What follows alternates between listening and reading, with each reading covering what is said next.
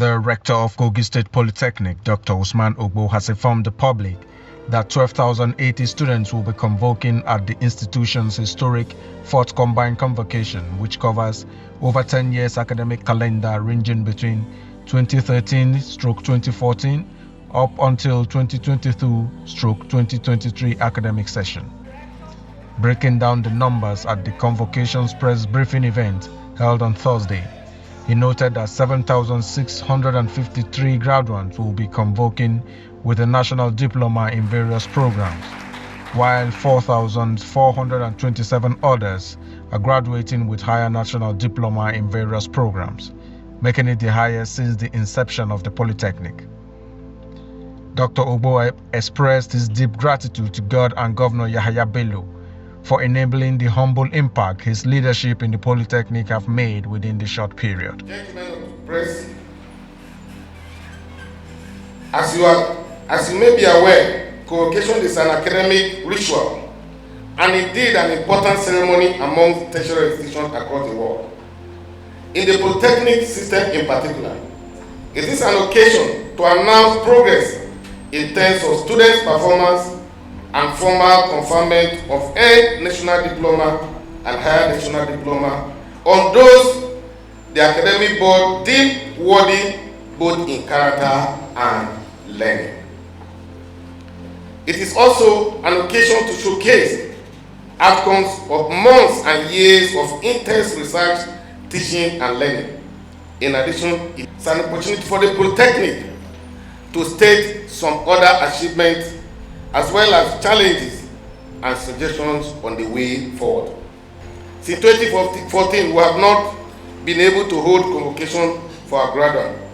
By the special grace of God, the convocation is finally here. And I must give kudos and special appreciation to His Excellency Alhaji Adoza Bello for giving us this opportunity and for his gracious approval for this convocation ceremony. Gentlemen of the press, I'm sure most of us here, through our previous interactions, can vividly recollect the condition of Kogi State Polytechnic before we came on board. For the sake of reference, however, I would like to provide highlight of what we inherited. You will agree with me that we inherited an institution that courtists were the demigods operating with impunity.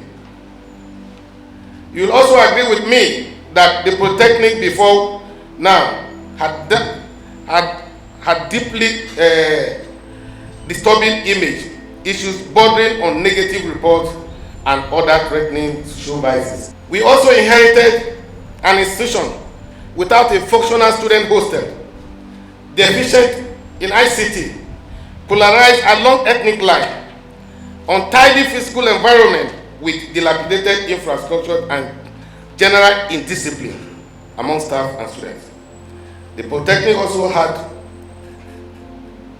dented image and severe relationship with relevant funding agencies, particularly the TED Fund, due to failed contract and abandoned projects spanning over 10 years. The Polytechnic also had outstanding problems of accreditation across virtually all programs spanning 9 years, as well as accumulated problem of convocation after several sessions of turning out students at both the national and higher national diploma levels. To restore the lost glory of the institution, we introduced the 3R missions, which is repair, reform, and restore, which we have been implementing frontally through consultation and committee system. I must start by explaining how we were able to tackle the monster of insecurity on the campus of Kogi State Polytechnic. The first effort we put in place was fortification of security architecture through effective intelligence gathering on the activities of cultists and other criminal groups.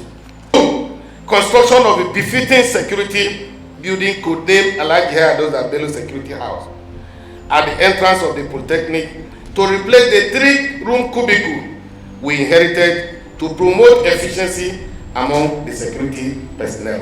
Installation of hidden CCTV camera on the campus to monitor unholy activities and act decisively. Provision of communication gadgets for security personnel for effective communication, provision of security patrol vehicles for surveillance and monitoring, aggressive campus illumination, dislodgement of the notorious pipeline, and I'm sure the alumni members, I'm sure you know the pipeline. Pipeline no dey again, which was hitherto the meeting point of cultists, and replacement of same with barricades. Gentlemen of the press, we have introduced a number of measures aimed at strengthening the culture of academic excellence and improve the quality of academic service in the institution. The highlight as follows: introduction of new statement of result format and fortified original certificate. This we embedded the QR code and other security features which have protected the integrity of the polytechnic result and helped safeguard the corporate identity. Introduction of e-examinations result. We introduced e-examination, e-result computation, and e-payment to the system, technical education. And it is on this note that we have the courage to present new programs before National Board for Technical Education. We established School of Agricultural Technology before academic department. We have had resource inspection. 2 of the programs came through. The other ones that we had issues, we'll clear that, and before the middle of this month, we'll bring all these programs on board. And presently, we are also working with NBTA to upgrade, to introduce HND program in some of our programs, building technology, architectural technology, survey and geoinformatics, as well as other programs around this. We will be able to.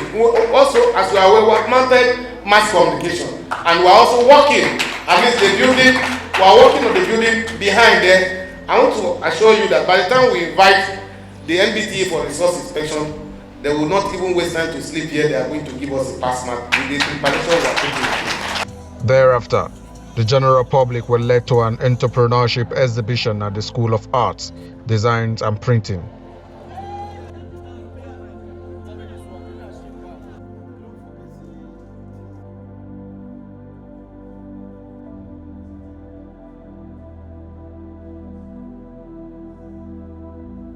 The convocation is scheduled to hold on Saturday, 6th January 2024 at the institution's Convocation Square.